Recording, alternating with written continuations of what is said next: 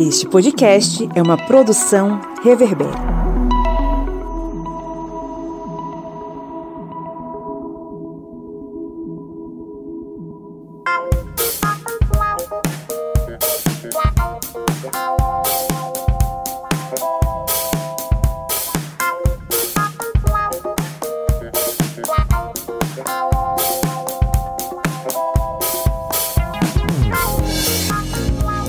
Olá, historiantes! Está entrando no ar a nossa Minipédia, o seu programete sobre assuntos históricos em formato expresso. Aquele podcast que em 30 minutos te ajuda a compreender mais sobre algum conteúdo. Eu sou o Pablo Magalhães e estou aqui acompanhado dela, ela que terminou as férias e está de volta à sala de aula, Dona Joyce Oliveira. E aí, gente, falando do ponto equatorial aqui novamente. E amanhã já tem aula da professora Joyce. E diretamente da beira do Rio São Francisco, ele que fez um soviete para lutar contra o capitalismo e a mercadorização das pautas identitárias, o senhor Kleber Roberto. E aí, pessoal, beleza? Lutando contra a mercadorização da luta antirracista, né, Kleber? Exatamente. Como a gente acabou de gravar num podcast aqui secreto. Um podcast secreto para os apoiadores no apoia.se/historiante ou apoiar a gente lá na Aurelo. No aplicativo Aurelo você pode também ser um apoiador e ter acesso aos nossos podcasts secretos, como o que a gente acabou de gravar sobre a mercadorização das pautas identitárias. Estamos aqui reunidos em clima de oração para falar sobre o que, Dona Joyce? Nós vamos falar sobre a importância, dos mitos no mundo antigo. É isso aí, você que nos ouve, saiba que mitos também são fontes históricas e devem ser utilizados como base para a pesquisa de um historiador que está aí observando os povos da antiguidade. Kleber Roberto, me diga aí 3 pontos principais que todo indivíduo que estuda esse assunto precisa saber. Rapaz, 3 coisas sobre o mito rachadinha, cloroquina e terra plana. Você precisa mencionar alguma coisa sobre o dito cujo, né, cara? Você é um estraga-prazeres. Você acabou de falar do mito, porra. Olha, isso aí dá uma pesquisa. Ai. Mas só vamos tem presente, viu, gente? Mas os mitos aqui no plural, a gente tem que entender, primeiro, essa historicidade dos mitos, ou seja, entender os mitos como uma fonte histórica. Depois vamos aqui conhecer um pouco sobre algumas fontes mitológicas e, por último, a gente tem que entender o seguinte, que o mito não é mentira. A gente vai entender esses pontos aqui nesse podcast. Antes da gente entrar no nosso conteúdo, vamos fazer a resolução da questão anterior, né, seu Kleber? Isso mesmo, vamos ver se o pessoal tá bem aí de resposta. A pergunta do podcast anterior foi a seguinte: os regimes totalitários da primeira metade do século XX apoiaram-se fortemente na mobilização da juventude em torno da defesa de ideias grandiosas para o futuro da nação. Nesses projetos, os jovens deveriam entender que só havia uma pessoa digna de ser amada e obedecida, que era o líder. Tais movimentos sociais juvenis contribuíram para a implantação e a sustentação do nazismo na Alemanha e do fascismo na Itália, Espanha e Portugal. E aí, a atuação desses movimentos juvenis caracterizava-se, e a resposta correta seria a letra A de amor, pelo sectarismo e pela forma violenta e radical com que enfrentavam os opositores ao regime. Show de bola. E aí, ouvinte, você acertou ou não? Parabéns se sim, e que pena que não, mas você vai ter mais uma chance hoje, que tem mais uma questão para você. E agora sim, sem mais delongas, vamos entrar no nosso conteúdo.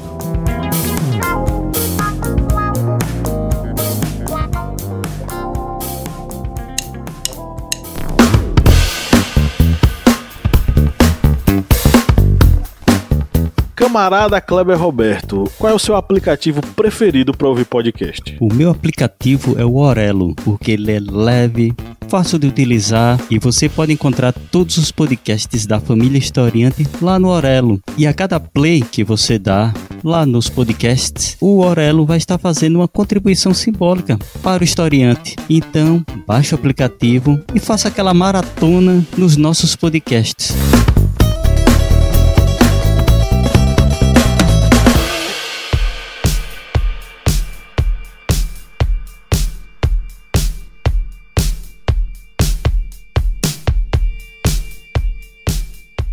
O que é mito? O que é essa palavra mito, né? O que é que ela significa para nós, historiadores, para vocês, alunos de história, professores de história, enfim. Mito é um termo que tem uma raiz grega de nascimento na palavra mitos. Essa palavra, ela tinha um número de significados absurdamente grande. Pode ser entendida como discurso, mensagem, assunto, invenção, lenda, imaginário. Na conjuntura moderna, né, na conjuntura contemporânea, a gente entende esse mito necessariamente como uma narrativa. Ela é uma narrativa. Geralmente, frequentemente, uma narrativa fantástica sobre o passado. Possivelmente, mitos vêm da palavra mien, que é mistério. Essa palavra mistério, né, ela talvez seja a principal contribuição dada para o mito. O mito é uma narrativa misteriosa. Quando a pessoa, por exemplo, era iniciada em algum ritual que exigia, no caso, segredo, ela devia se comportar como se estivesse guardando um mistério, né, como se ela estivesse ali segurando esse mistério dentro de si, até porque esse mistério tinha a ver com o desconhecido, aquilo que não era esclarecido. Também tem aí, derivando da palavra mien, a palavra mistes, que é aquela pessoa que é iniciada no mistério, né? E esse mistério, que é, para os gregos, é uma doutrina secreta, é um culto secreto, enfim. Tudo isso tem a ver com a palavra mito, que tem em si algo de místico.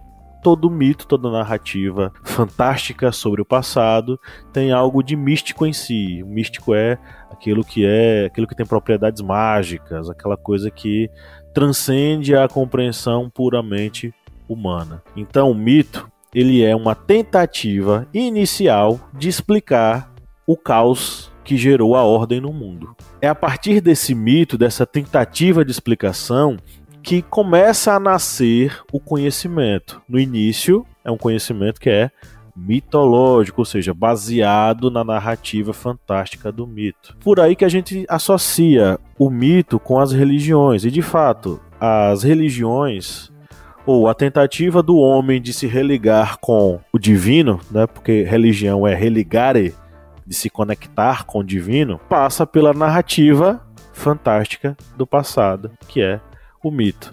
O mito, ele vem antes do logos, ou seja, a narrativa mitológica, o conhecimento mitológico, ele é o precursor, aquele que dá início, futuramente, ao logos, ou seja, ao pensamento científico, baseado na ciência.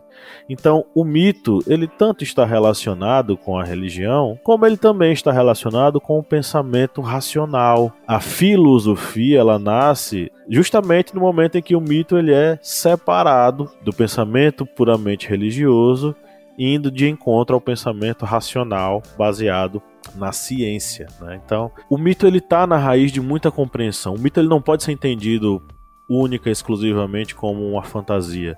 Ele deve ser entendido como o início de como a humanidade começou a raciocinar ou a tentar organizar tudo que existia numa narrativa compreensível. É aí que nasce o mito e esse é o contexto histórico do mito. E aí é importante a gente entender, né, por que nós temos dificuldade de entender os mitos ou como nós entendemos como narrativas fantásticas, né?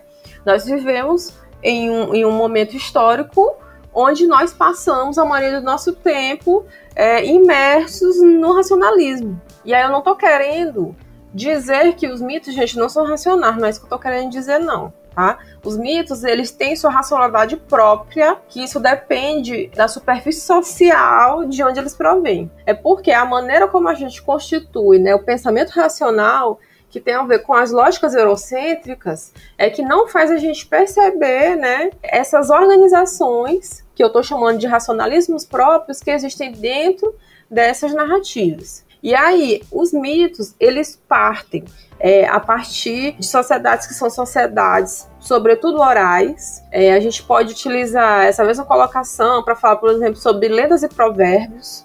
Também está tudo dentro da ideia de uma elocução oral. Os mitos, a priori, eles são narrados, a gente os conhece porque eles foram em algum momento compilados em livros, que foram transcritos de outras línguas, né, para chegar até o nosso conhecimento em português, ou para quem lê, né, em outras línguas. Mas aí, né, os mitos, eles têm várias versões. Geralmente a gente só conhece uma dessas versões, né, que é a versão que a gente tem, por exemplo, contato. E aí, os mitos, eles são formas de explicação daquelas sociedades, sobretudo, em sua maioria, são sociedades orais. Hoje, nós não somos uma sociedade que é uma sociedade oral. Eu não sei nem se a gente pode dizer que nós somos uma sociedade escrita, porque a gente passa a maior parte do tempo se comunicando pelas redes sociais, né? Mas eu não vou entrar nessa discussão, que esse aqui não é o ponto. Mas a existência dos mitos, ela é essencial, né, para explicar o mundo onde eles existiam, né, por que as coisas eram daquela forma. E aí, por exemplo, isso aqui é muito importante para você, professor, né? Como é que você dá aula de um conteúdo, né, que não está muito legal lá no livro, né? Você pode usar, se você tiver, esses mitos, essas lendas, esses provérbios, e aí você tem que estudar um pouco sobre o que é que está dentro dessas narrativas. Isso foi até uma coisa que eu fiz na dissertação, eu trabalhei com contos, mas é o que a gente tem que enxergar quais são os pontos que estão dentro desses mitos. A gente conhece um dos deuses gregos, né? Então a gente vai estudar quem são esses deuses, né? Se você trabalha com outras referências, né, com outras sociedades, você tem que entender um pouco dessas sociedades. E aí os mitos, eles têm um papel de explicar como que aquela sociedade era estruturada naquele período. Então, observem, lembrem disso quando a gente for falar aqui, né, de narrativas que são narrativas específicas de certos grupos. Como foi bem dito aqui por Joyce, por Pablo, a gente vai ver esse mito como algo que surgiu para representar, para responder questionamentos das sociedades que ainda não tinham respostas para determinados fatos, determinados assuntos. E aí por isso que surge esses mitos. E a gente tem que entender exatamente a questão da mentalidade destes povos, não somente da Grécia Antiga, porque quando a gente fala de mitologia, vem logo em mente as sociedades, a sociedade greco-romana, essas duas sociedades. Mas a gente tem que lembrar também que a questão mitológica, ela abrange múltiplas sociedades, várias sociedades, não é algo restrito apenas a uma condição europeia. Na América, por exemplo, nós temos várias mitologias, vários mitos, como nós vamos abordar aqui nesse podcast. Mas nós temos que entender a mentalidade de cada povo, de cada sociedade. E essa mentalidade, ela vai, digamos, ter sua resposta no mito. E esse mito, ele vai carregar vários elementos daquela sociedade. Como a gente vai abordar aqui, por exemplo, na sociedade maia, a gente vai ver que no mito do surgimento do homem, do ser humano, o elemento que vai ser, digamos, o elemento final dessa constituição, que vai ser várias tentativas, vai ser o milho. Aí você vai perguntar, por que milho? Por que o milho? Mas aí quando você vai ver dentro da mentalidade daquele povo, o milho era extremamente importante, era a base de sua alimentação.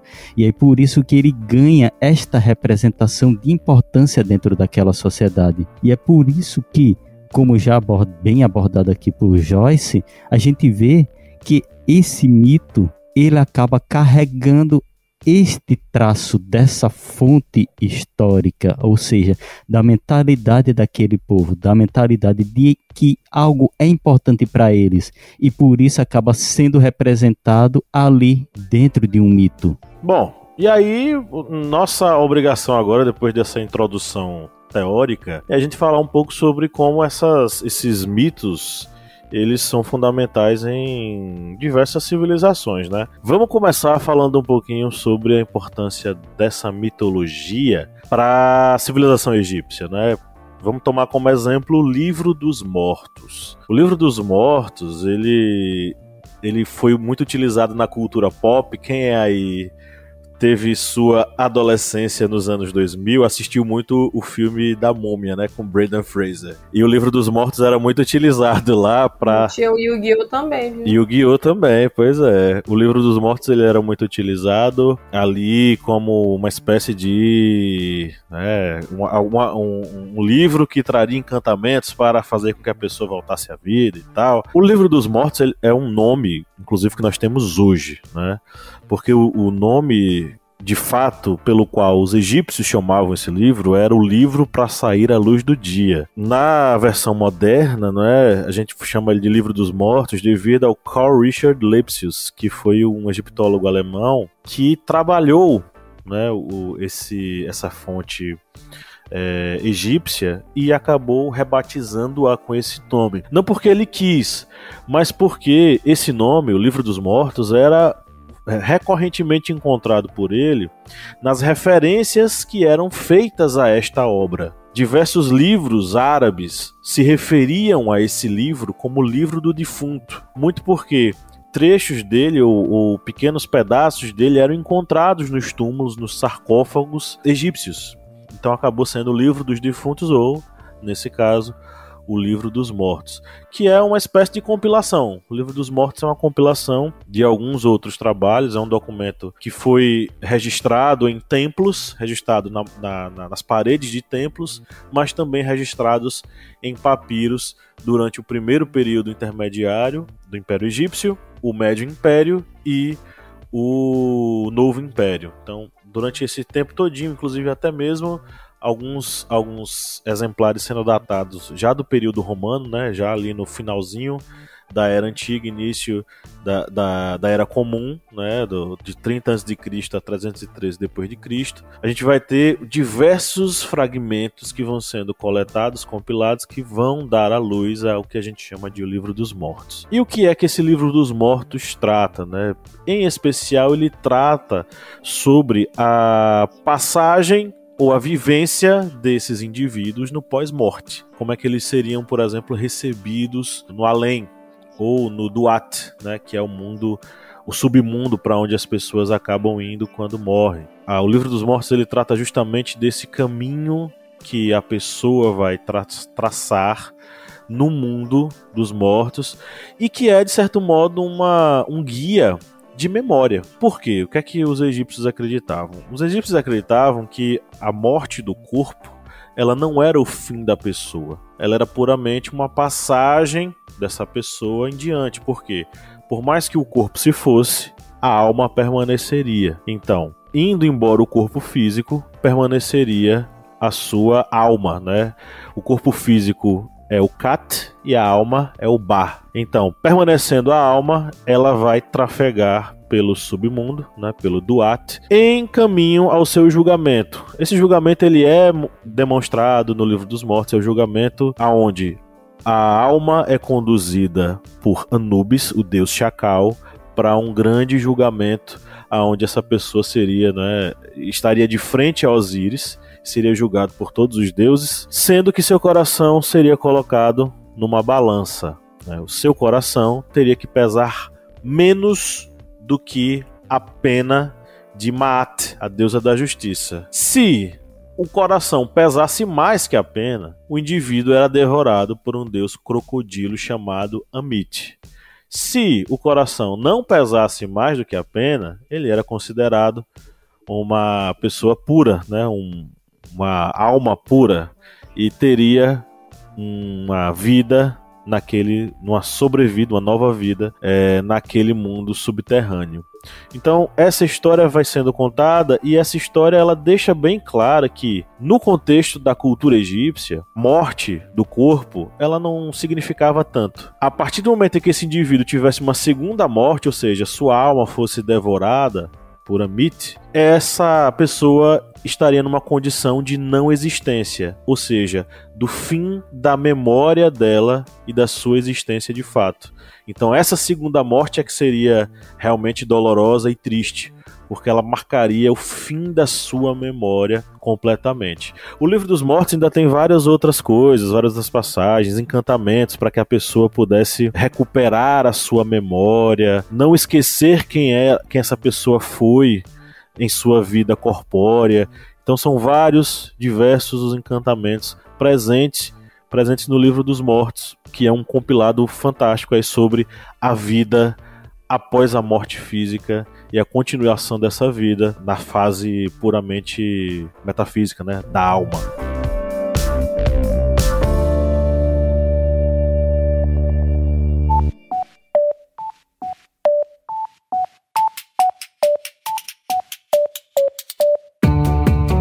Joyce Oliveira, quem acompanha o Historiante há um bom tempo, já curte o conteúdo, pode nos ajudar a manter o projeto, né? Senhor, pode sim. Quem quiser ajudar, né, a gente do Historiante a continuar produzindo esse conteúdo maravilhoso, pode ir lá no nosso apoia.se. Aí vai se tornar nosso apoiador e vai ter acesso a conteúdos exclusivos, a cursos que a gente produz para os nossos apoiadores, né, a materiais didáticos, vai também ter sorteios de livros, enfim, né? Tem podcast secreto, ou seja, vai ter um mundo novinho, exclusivo para quem for, né, aquela pessoa maravilhosa que resolver apoiar o Historiante. E o endereço qual é? apoia.se/historiante. O link tá na descrição desse episódio.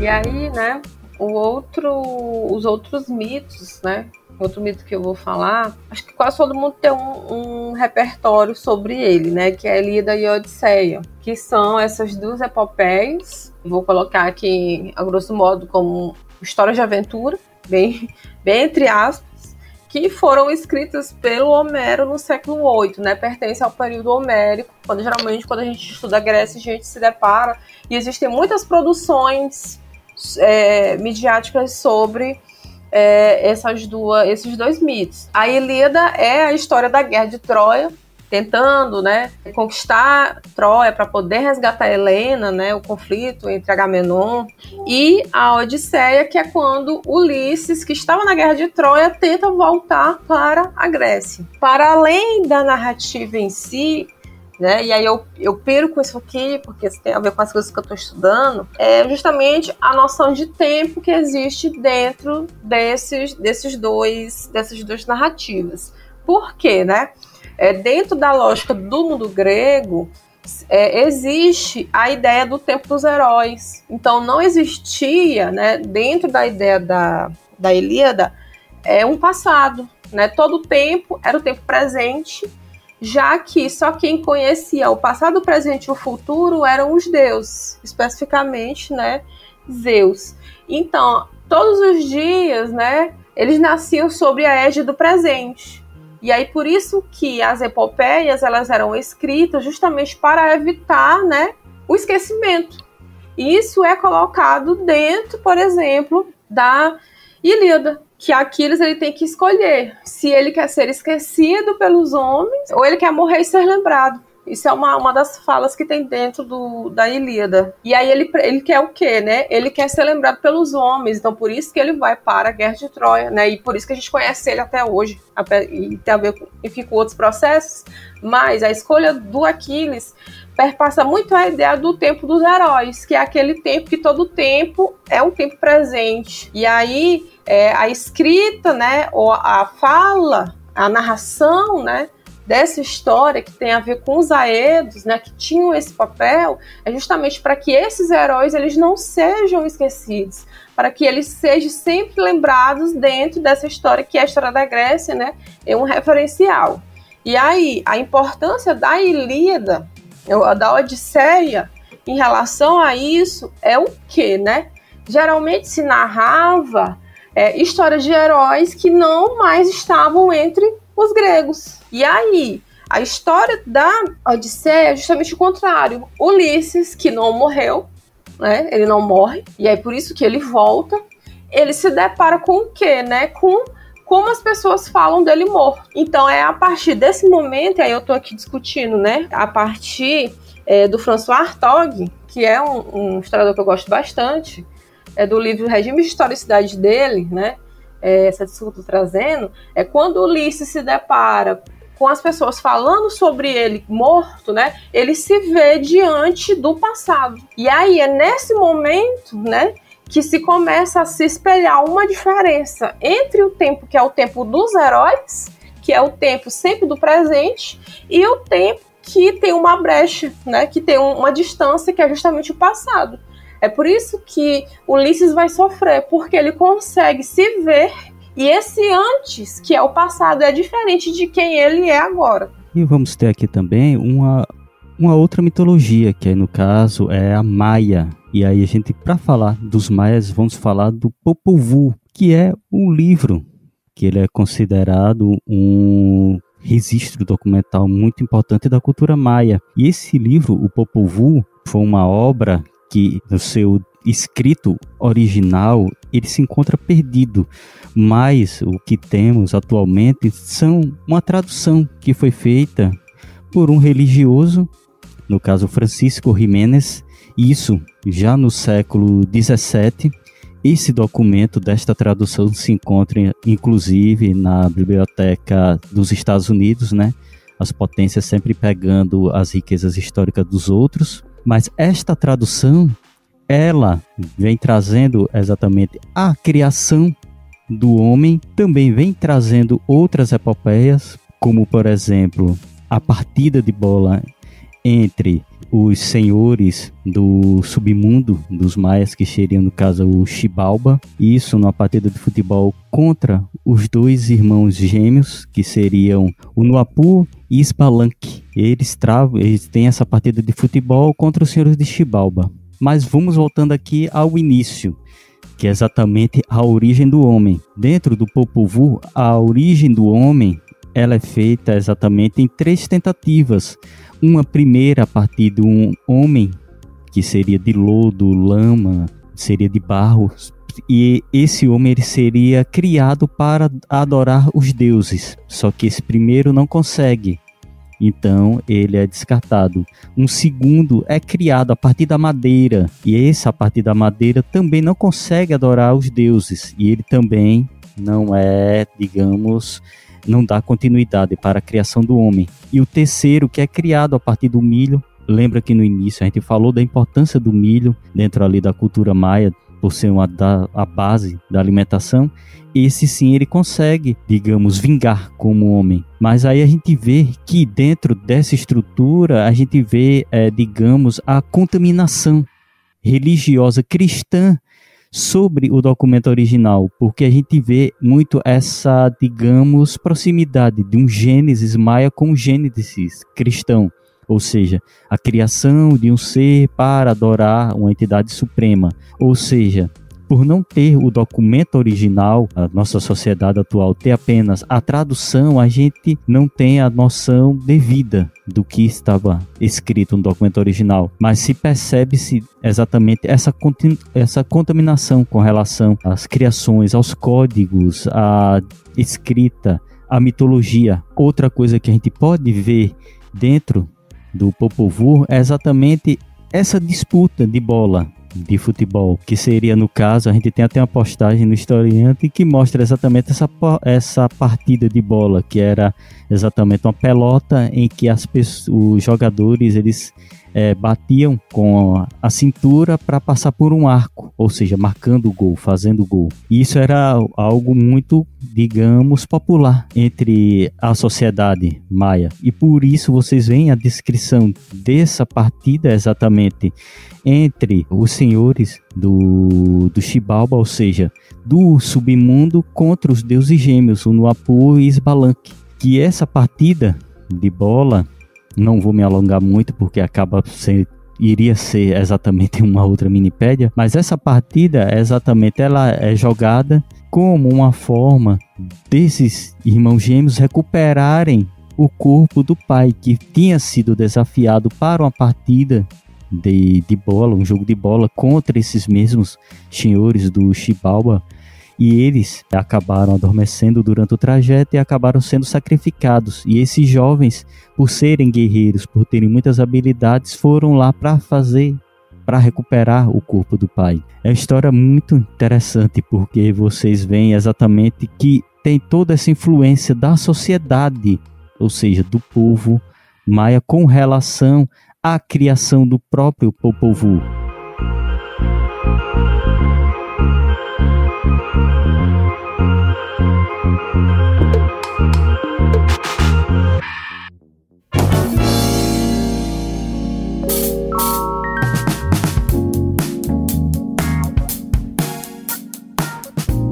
Clebão, a pergunta de hoje para os nossos ouvintes, qual é? Bem, vamos lá. O mito é uma narrativa, é um discurso, uma fala. É uma forma de as sociedades espelharem suas contradições, exprimirem seus paradoxos, dúvidas e inquietações. Pode ser visto como a possibilidade de se refletir sobre a existência, o cosmos, as situações de estar no mundo ou as relações sociais. Mediante essa definição geral de mito, é correto afirmar que, letra A, as sociedades com conhecimento científico, tecnológico e filosófico complexamente constituídos não possuem mitos, pois eliminaram as dúvidas e os paradoxos?